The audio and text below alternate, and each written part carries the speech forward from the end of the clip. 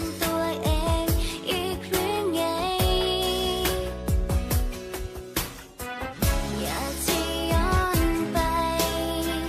ลบคำนั้นออกแก้ไขให้มันกลับเป็นเหมือนเดิมอยากกลับไปตอนนั้นตอนที่ฉันยังเป็นเพื่อนเธอทุกทีที่เจอก็ยังมีรอยยิ้มให้ฉันถึงได้แค่มองไกลๆทักทายด้วยใจสั้นๆก็ดีกว่าได้บอกว่ารักไปแต่เสียเธอ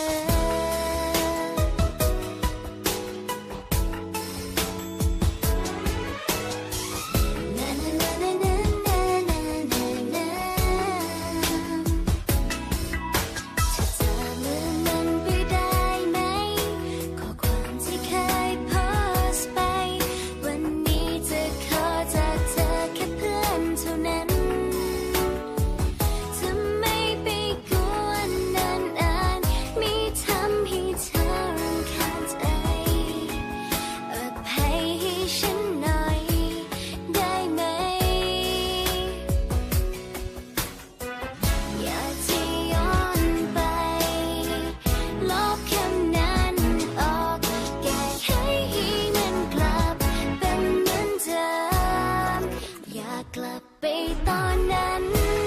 ตอนที่ฉันยังเป็นเพื่อนเธอทุกทีที่เจอก็ยังมีรอยยิ้มให้ฉัน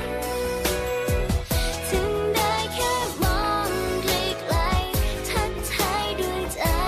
สั้นๆก็ดีกว่าได้บอกว่ารักไปแต่เสียเธอ